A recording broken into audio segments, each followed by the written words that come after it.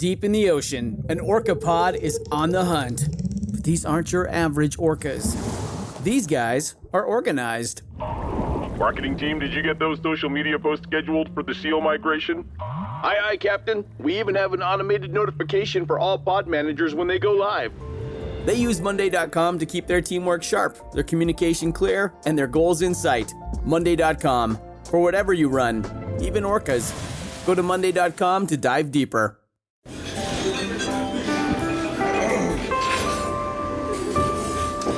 Well, I don't see the point in waiting any longer. So let's bring her out. Our star attraction, the one you came to see. Ladies and gentlemen, the one, the only, Miss Judy Gold.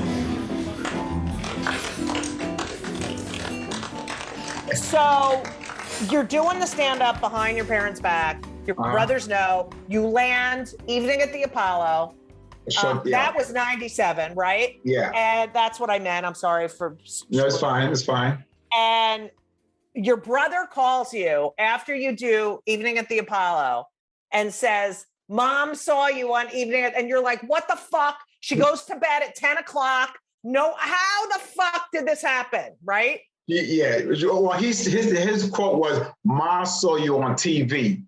Well, immediately I thought he told her. Right. But back then, that was not, they didn't announce that, hey, you're going to be on TV. Right. They just play it. And you're just like, oh, shit, I'm on tonight, And so my mother, normally, the Apollo came on at 1 a.m. Can I just ask you, who was hosting?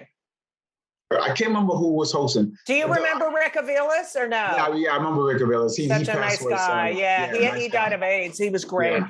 Okay, and then so it was just a host. And how did you get on? Like, can you explain to everyone how you get on Evening at the Apollo? Which, by the way, I watched every. The guy, Chuck Sutton. You know Chuck Sutton? Yeah. He saw me doing comedy at different clubs, and he came to me. He said, "Hey, we want you on the show." There's another story. I the week before I did Showtime at the Apollo, right, where Steve Harvey was hosting. Right. And I didn't do well. I bombed. Right? You got booed off the stage? I got booed off. Did you touch the thing? I could tell you the story if you want. Yes. So I was so, as you know, the Apollo is one of the most scariest stages. Yeah, I know. So I come out and then I just had this funny idea, like if I get booed, I'm just gonna moon the audience so they don't air it, right? It was a shit show. And then I told Steve Harvey that, right? Mm-hmm. Steve Harvey looked me right in my face and said, "Hey, that's a good idea." I'm like, "Oh, okay.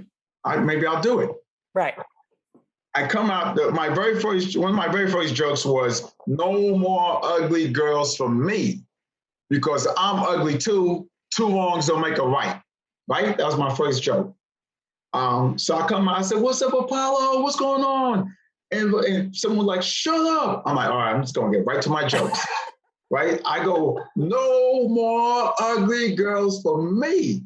And someone in the front go, "'Cause you ugly too." And I go, "That's right. I'm ugly." It took all the everything away from. I'm like, I'm ugly too. Two wrongs. I'm like, I said it was so like. Right, you were defeated. He burst your bubble. Yeah, he burst my bubble, and then the joke just flopped, and then someone goes, "Boo!" This one person went, "Boo!" And the other, and someone else, it looked like he said, "That's a good idea." Boo! So like 4 or 5 people booing me. Oh fuck! And I go, "Hey, yeah. Anyway, who's booing? Look at you, right?" And then the whole crowd started booing. Right? I go, "Oh, I gotta get it. It's time. It's moon time." Right? I start undoing my pants, but my pants got stuck. And then I remember I turned around and just pulled my pants down. The boos came out much harder. My butt cheeks was vibrating like speakers. You know the speakers? Yeah. And the boos is coming harder. And I walked off stage, my pants barely on. And then I got to the end and Steve Harvey goes, "Why did you do that for?" Oh, what? What the fuck? Dude, you told me I was joking. And he went out there And I just remember I got the lady, the producer of the show, bam, and she said, "Why would you do that to my on my show? You will never be allowed to come back."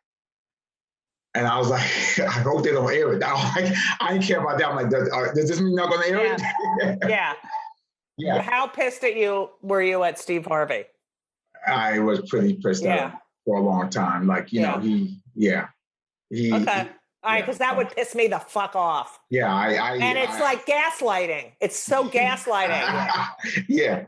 So Chet said, "Hey, we got this show called Eating at the Apollo. It's a different than the Showtime at the Apollo, and we would love for you to do it." I go, "Dude, didn't you get the memo? Like, did you see my set?"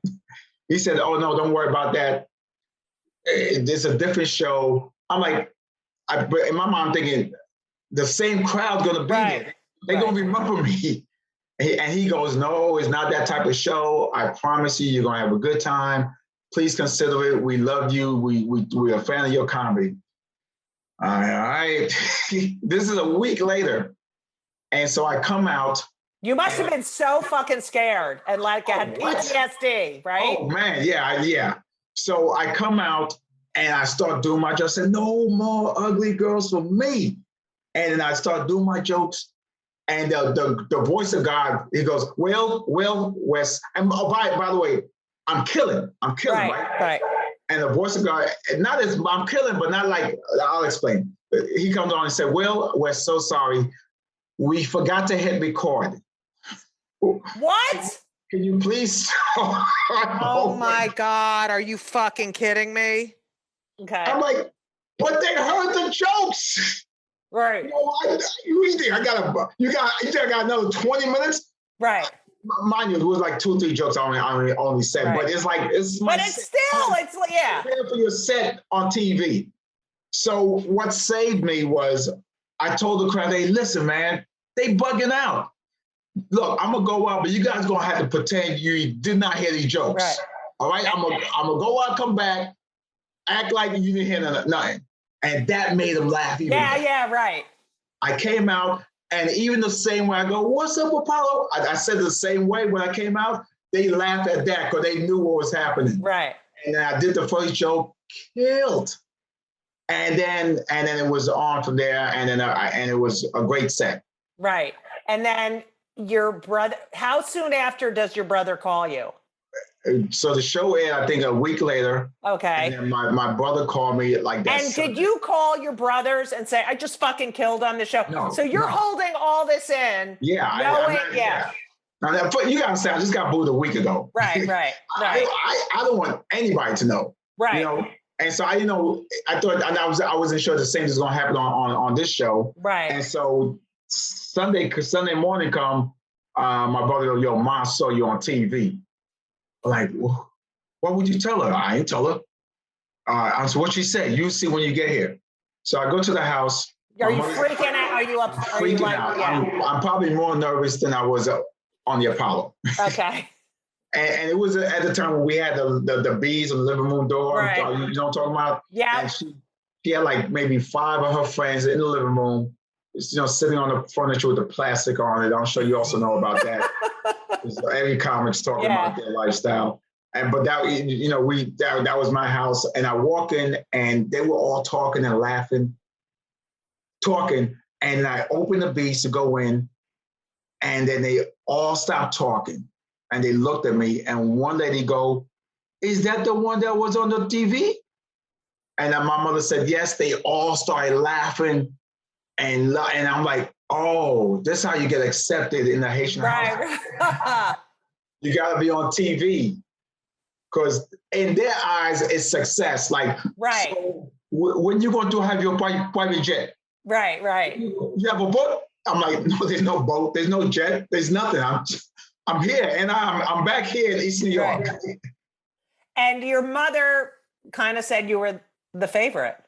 Yeah, she said that. But, Come on, that's fucking great. It made me blush and all that. Yeah. So here you are. You're starting. You're doing your career. You're on stage, but you're not talking about being Haitian. You're Yeah. You don't do that. You were a big fan of Robin Harris. And you would listen to his CD every day for like a year. No lie, a year straight every day. Also, I was also understand when my experience of being in the club and listening to his set. Right. I just imagine me seeing the audience, sitting in his audience, and then it was just incredible. And you also, as a child, loved Rodney Dangerfield because he talked about the way he looked, and you felt like you were. He was ugly, the person that I know that talked about himself and accepted his ugliness, accepted his flaws, accepted that he wasn't perfect, and was also proud to talk about it. And I was like, wow, it was almost like the same reason why people gravitated towards Spider-Man. I'm not sure you're a Spider-Man fan, but he was a nerd. He was, Corky was like, wearing glasses, and he got bullied, he got picked on, he never got the girl. And that's why kids loved him. And then he got these powers, I just have to say, you are so handsome. Okay. Now, oh my God, you're just the cutest fucking thing I've ever seen. In 1998, your mom dies. Yep. Suddenly, right? It was No, she had she had a stroke in September 97. And then and this is how I learned about, this is when I got, it was a wake-up call of the healthcare system in the United States. I used to think doctors truly care, or hospitals truly cared about people. They don't care about people at all. It's all about a money thing. So when my mother got sick, she this rare thing when she got bit by a mosquito and her neck swelled up, and it gave her a stroke, right? So she went to the hospital, and we was there, and it was like, we know what's going to happen. The doctor said, well, she's still alive, but she can't stay here. The doctor asked us about the money. Does she have insurance? No. Does she have anything? No. And then the next sentence was, she can't stay here. I'm not exaggerating. As soon as we said we didn't have any money and nothing, no insurance, whether she can't stay here, we have to get out of here. You got to find a place to put her. She cannot stay here, right? And so me and my brother's like, oh man, what are we going to do? We never made the connection. It was not having money was why she can't stay here. Right. Next day, we did some research. We looked at my mother's records, and we found out through one of her credit cards, she had insurance. Well, you know how like you pay whatever, and then they give you.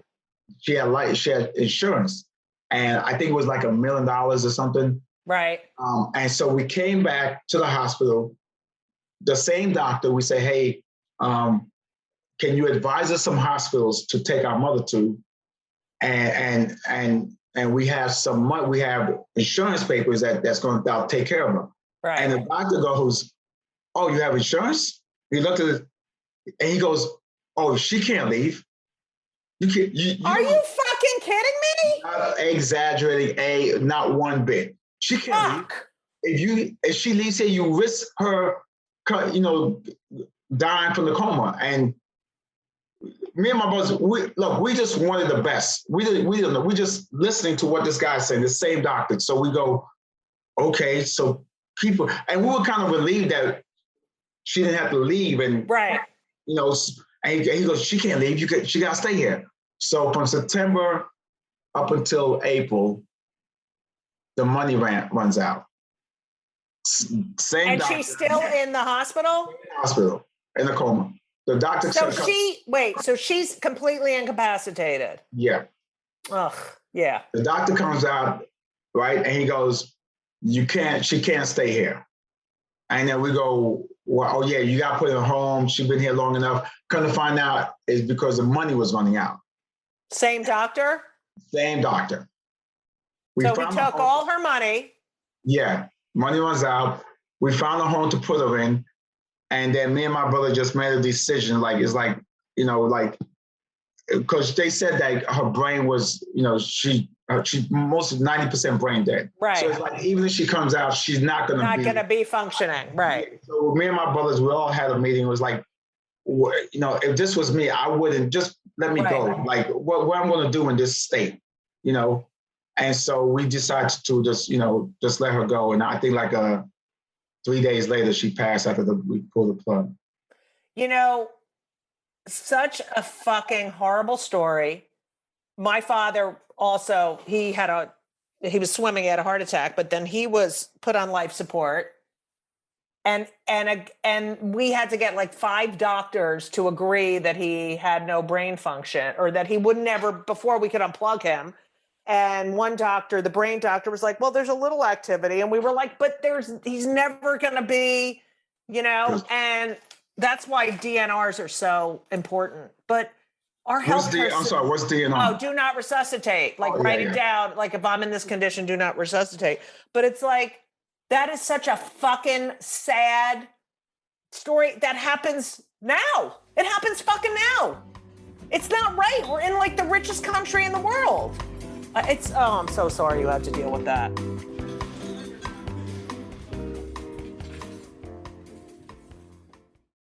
This episode is brought to you by Progressive Insurance. Fiscally responsible, financial geniuses, monetary magicians.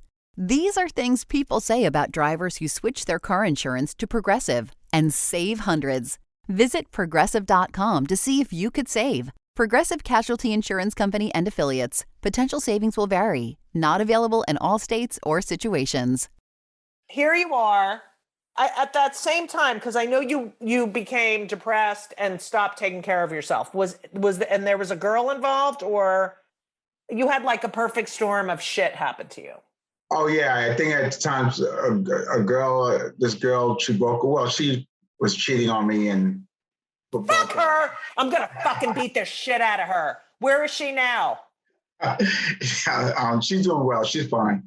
She's a fucking bitch. Go ahead. No, she's cool. No one cheats on my will. Go. She's fine. And then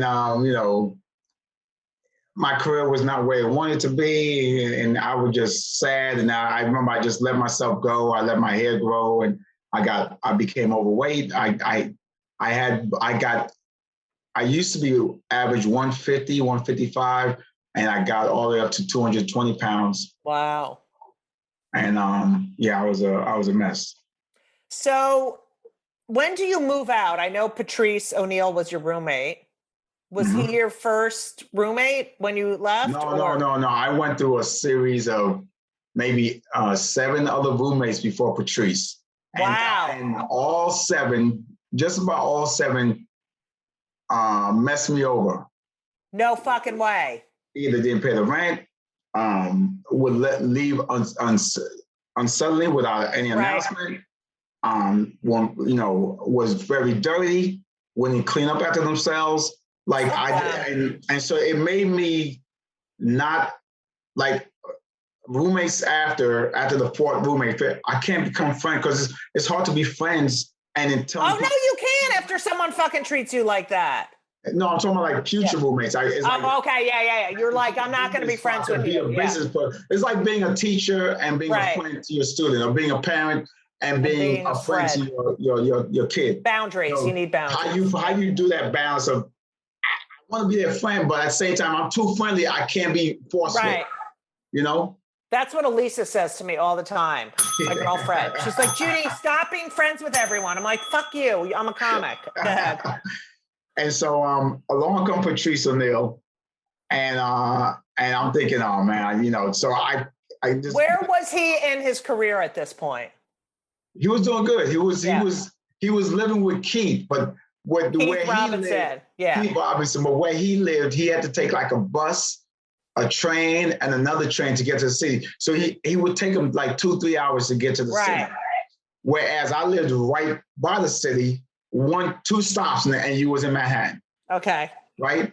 And so one night it was too late for him to go home. And I had a spare, I was living in a 4-bedroom apartment. But we only had 3 roommates. And I said, there's a spare bedroom. If you want to crash, spend the night, you're welcome to stay there. And I just remember Patrice loved it. He was like, yo, he loved the how big it was. Right. Not discuss with him and Keith. He said it was a sheet of cover. That's a cover. A blanket. A blanket. Okay. Separating him and Keith. Oh my God. And it was 3 of them in this 1-bedroom place. Oh God, that's fucking hilarious. And it Okay. was small and there was no privacy. Right. And I remember coming to my place, it was like, yo, I got my own room. Yeah. I got my own room. I'm close to the city. Right. And the way the rooms are situated, you didn't have to see anybody because it was like the kitchen was here, and right. and you could go to the kitchen without seeing anybody and go back to your room. It's 2 bathrooms. So you become roommates. Yeah. And he kind of blows up. Not yeah. Not, I mean, physically and no, but he became really successful. But this is what I loved about him as a roommate. Yeah. From the beginning, he paid his rent on time. He cleaned up after himself. He was very clean. That's another thing about it, because you think he's a big guy, right? He always smelled good. He always smells good. Patrice was very about yeah, and then paying his bills, and he was always on time with his shows, and like he taught me about being on, because I was always late for my shows, right? Always and would blame all traffic, and then he made me realize like what the hell you doing, right? And then so yeah, he was very. Yeah, he always looked nice. He smelled great. He had a lot of self-respect. So was this, I think, this was before Patrice died. You had started the Shortcuts Film Festival, correct? Yeah, no, this is before Patrice died. Yeah, I started the Shortcuts Film Festival in 2006. Right. You did it, I read, to sort of give people of color and other minorities a chance to show their art.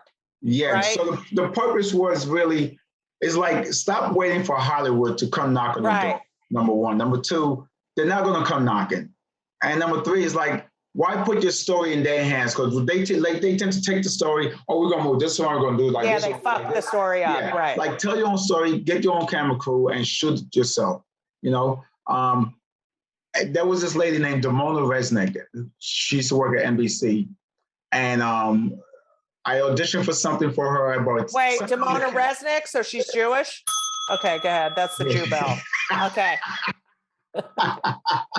Is that the Jew bell? Yes! There are sometimes I have people on and I'm just like this the whole fucking time. Okay. So Damona Resnick, her and I, somehow we became friends and kept in touch, right? Right.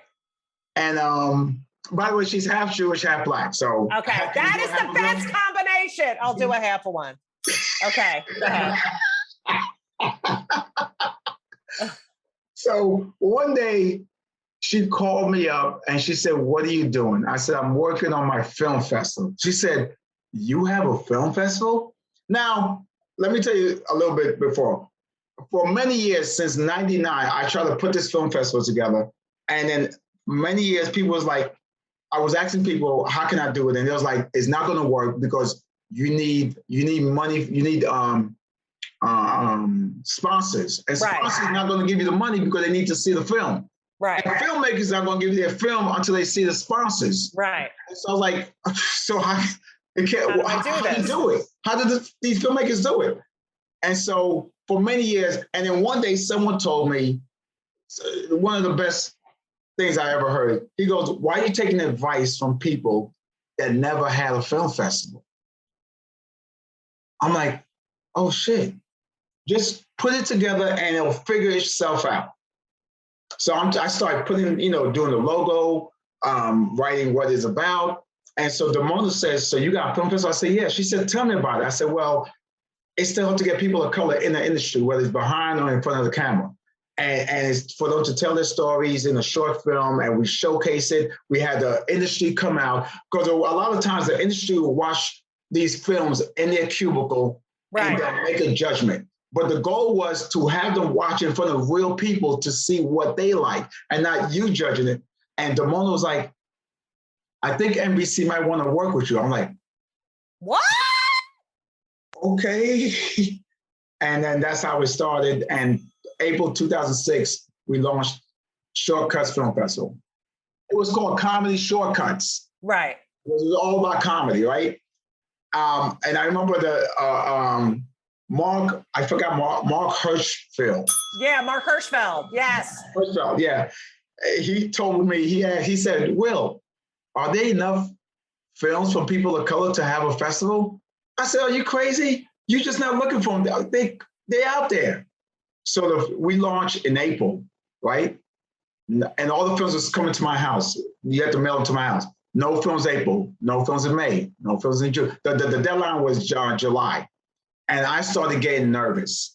And I spoke to this guy who ran the film festival, Mark, I forgot his last name. And he told me, don't worry, filmmakers are notoriously late. They love to wait the last minute because they're perfectionists and they keep editing. Right. And then they censor you. The last 2 weeks, the films start coming in. It was like 10 films. No way.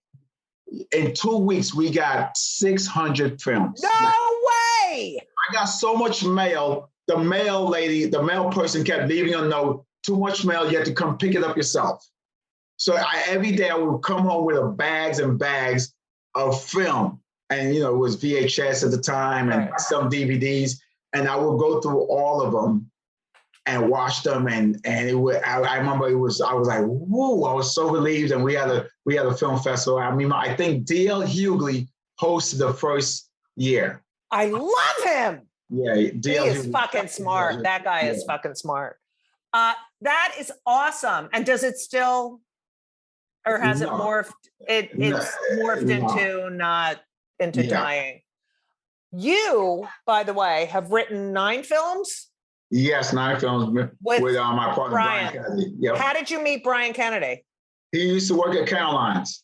That's right. I love Brian Kennedy. Brian Kennedy, yeah. Yes. And one day we was just talking about a sketch, and then he gave me an idea for it, and then we just started writing a bunch of sketches together. And my God, that's so funny, because I was reading about the work that you do together, and I'm like, I know Brian Kennedy. How do I know Brian Kennedy? Yeah. And it's Brian Kennedy. Oh, will you tell him I said hi? I'll tell him, yeah. I love him. So you and only 3 of the films you've written are comedic, is that correct? Yeah. Just look, if you think about our jokes come from a dramatic place, right? That we just make pain and pain. Yeah, it's all drama. Whether it's and we just make it funny. So initially, it's drama. That makes sense. So when people ask me why we're not more comedy, is because it's not always like it comes from a painful place sometimes. Right.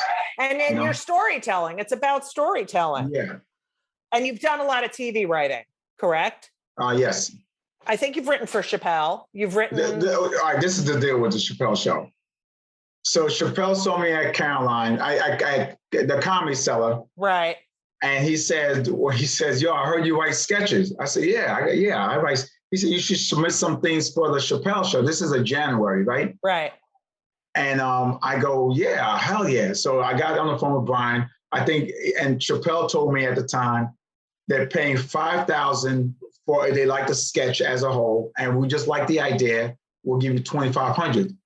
I'm like, hell yeah. That's good. I believe we submitted 10 sketches. Out of the 10, Chappelle liked 8 of them, right? 8. I think 6 of them he liked as is, and the other 2, he liked the idea. Right. I'm just doing the math in my head. It's like, I'm out of the projects. Right. And so this is a February now, right? And he goes, yo, we like the sketches. My lawyer going to hit you up and blah, blah, blah, and work out the contracts. And I think a half hour later, his lawyer called me up and she says, hey, I just emailed you the contract, read it over and fax it back. And while I'm talking to her, I go, hey, I'm faxing back. Yeah. Yeah, right. Yeah, I'm faxing back right now. You see it? She said, oh, okay, thank you. And so this is middle of February and I'm just waiting. I'm in the dark, I'm waiting. Nothing from nobody. Then come March, I said, how do I ask, oh, I know what I'll do. I'll call and see if they need any more sketches. Because I was really like, yo, where's my money? Right. So I just call and say, hey, you guys need any more sketches? And the lady goes, no, hold off on them right now. Dave is on vacation. Oh, no. Yeah. No. This was the long vacation, wasn't it? This is Oh boy. And so I go, okay, cool. And so Ron said, yeah, but David's on vacation. He'll, and then, yeah. That is such a Judy Gold story. You know?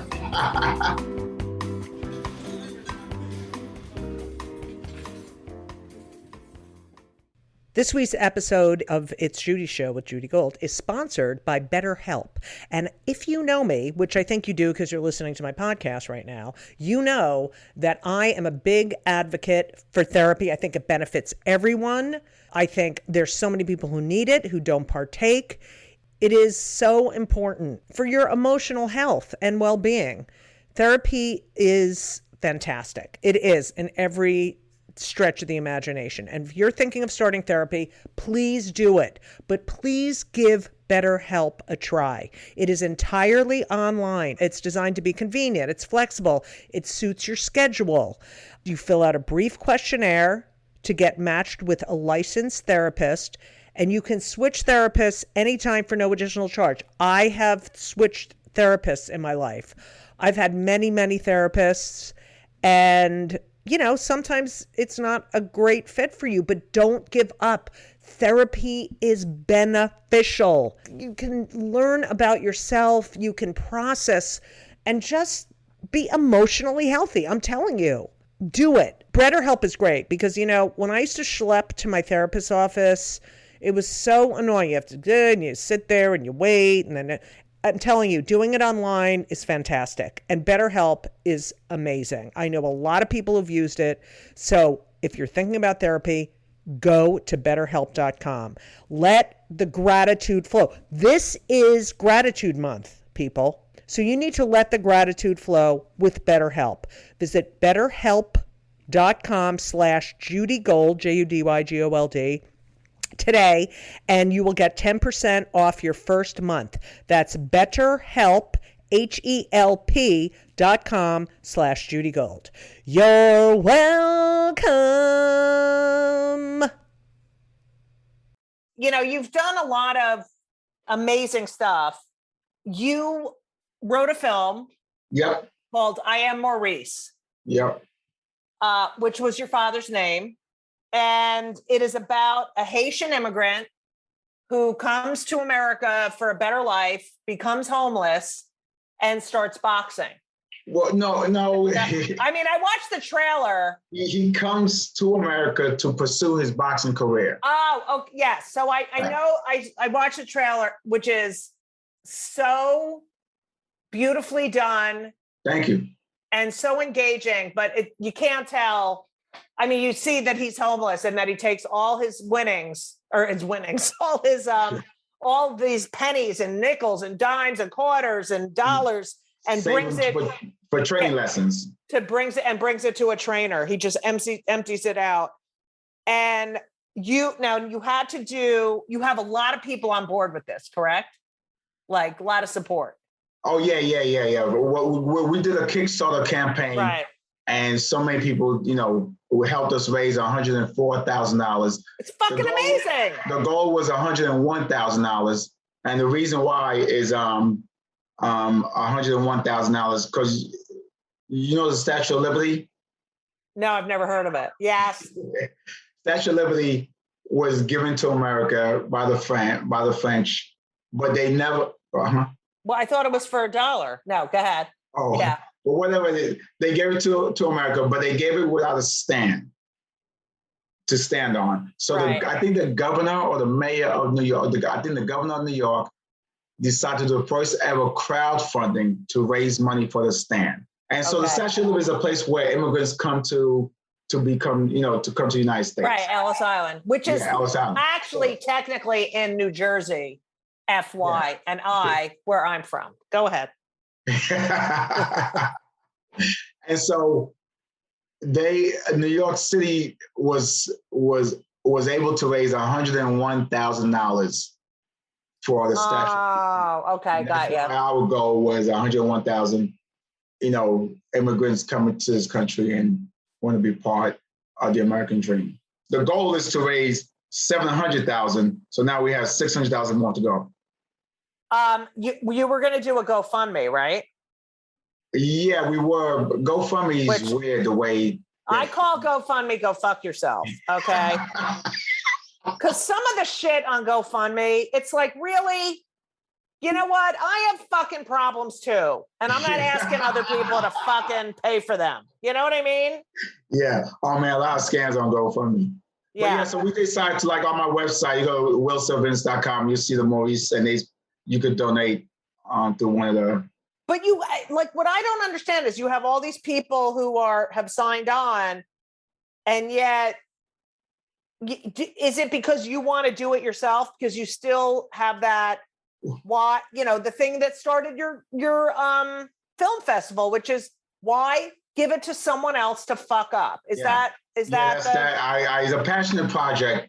I want to do it myself. A bunch of other studios try to wanted to take it and change it. Or let's make him Brazilian. No. Or let's do the MMA fighter instead of a boxer. Right. So it's like I want to tell a story the way but the thing is, when you let someone else tell your story, it does bad. It fails twice. Right. You do it and it fails. At least you fail once. That makes sense. Patrice O'Neal told me that. I love that.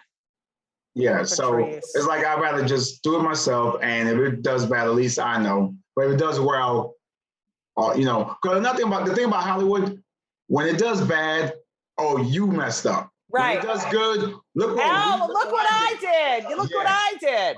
Yeah. What have you done with the other 9 films? Has anything? No. This is our first film that we're trying to get made, and then we got 8 more coming out. And you still do the stand-up, and you're still writing. Do you do different writing jobs or? Oh yeah, whenever I can. I just did the Michael Che show. Yeah. That damn Michael Che show. On HBO. Yeah.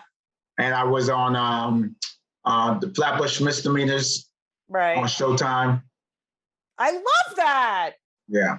So you can build robots, write television shows, do stand-up, and write movies and run a film festival.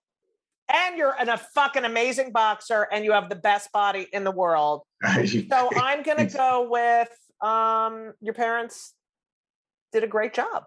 Thank you, Judy Gold. You're welcome. All right. Now, I love you more than anything. I always ask my podcast guests 2 questions before we leave. Okay.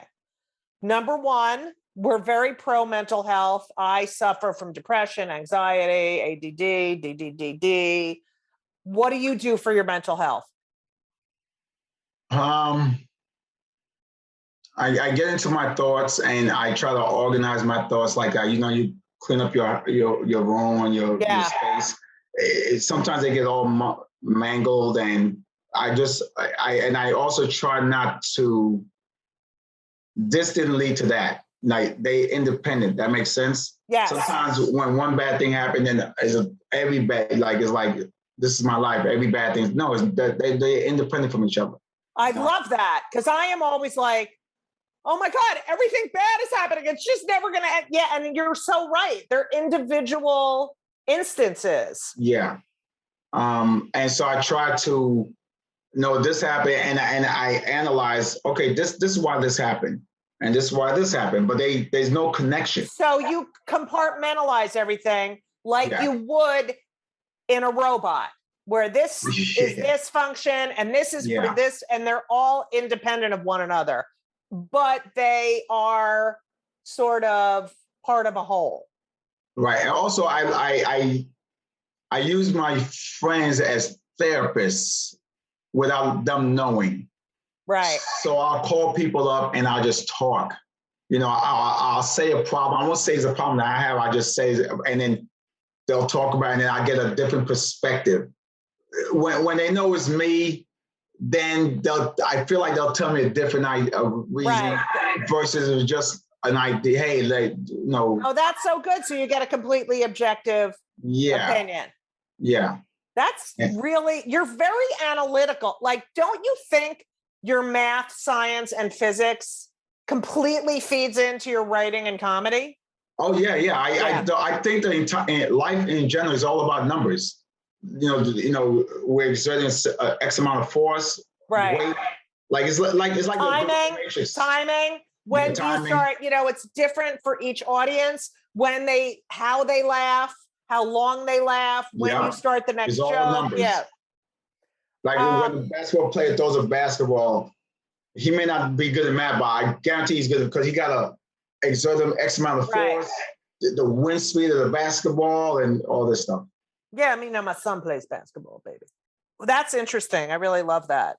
You do now talk about being Haitian, which people, when you first started talking about it in your act, people were like, oh my God, that's what they really connected to, which I love that you talk about that now. I love how fucking smart you are. And when you hug, you give the best hugs. And B, you can hug, like other people can hug me from behind and I'm like, oh, who is that? I always know when it's you. Because those fucking arms are so fucking firm. Okay. The last question I always ask everyone. All right. So I call the podcast Kill Me Now, and you've known me forever, that I'm constantly like, oh my God, kill me. Because everything gets on my fucking nerves because I can't stand like incompetence. So what is the one thing or things that piss you off so much and make you so fucking angry? I would have to say racism. Yep. Racism is like, I just never understood how you could hate a group of people. Like hating an individual is one thing, because you know a lot about this individual. Right. But but putting that on a whole group of people and hating them, let's say the stereotype Haitians wear dress tube socks with dress shoes. Let's say that's a thing. Okay. Right? I see plenty of straight men with that shit, but go ahead. Yeah. But what? So what? How's that affecting you? Right. What is that doing to you that you can't continue your life, your day? I so get that because, when I've always been an activist and for equality, and when we were fighting for marriage equality, and these people, and I was like, wait a minute. If I marry her and we have 2 kids and we live in a house, how does that fucking affect you? Right. How does that affect your marriage and your kids? Like, how does that have any fucking thing to do with your life and how you lead your life? Go fuck yourself. And that, reading the book Caste as well, which talks about the history of racism in this country.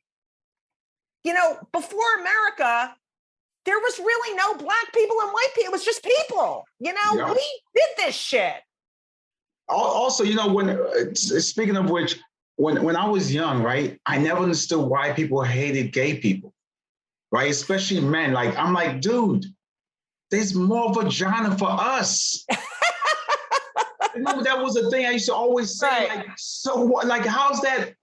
Like, and then another thing was, this other thought was, them being gay is not going to make you gay. Like, it has nothing to do with you.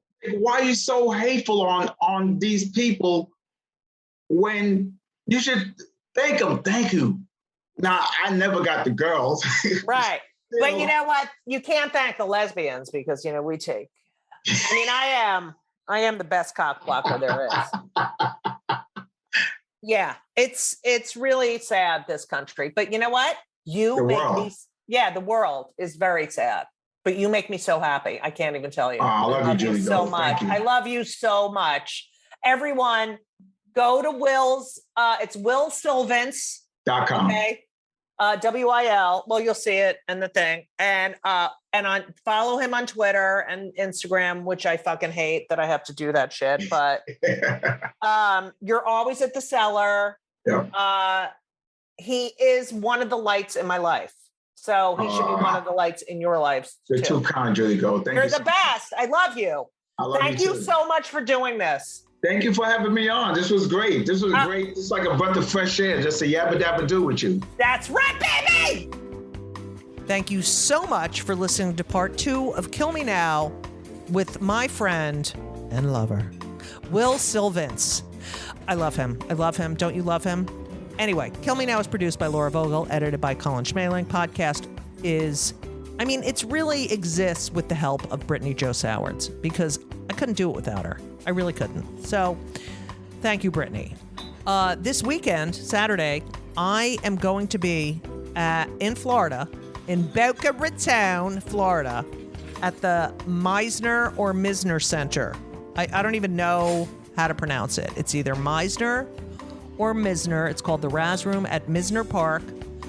It could be Meisner and it could be Misner because it's M-I-Z. You know, who the hell knows? So if you're in that area, come see me. I'm really funny and I love doing stand-up.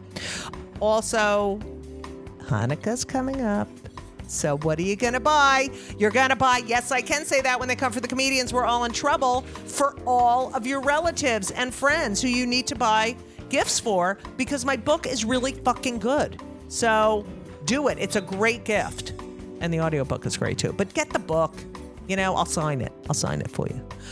So come see me in Florida. Buy my book.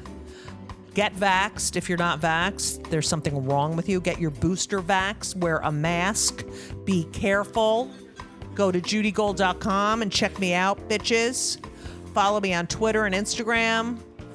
Judy Gold, JEWDYGOLD. That's my name on Twitter and Instagram. Oh, yeah. And, you know, be nice to each other. Because I don't know what the fuck's going on in this country, but it ain't good. You know what I'm saying? And take care of the environment, because this is fucking scary. We're in scary shit town. Anyway, if you're listening right now, you're still listening to the podcast, I love you more than anything in the whole world. Okay? Because I guarantee you, maybe one person, maybe one, and it's someone like who loves me. I have no idea who's listening to the end, but thank you for doing it. And as we always say, so long. And everything was wonderful. I'll see you soon. Thank you for the visit. So long.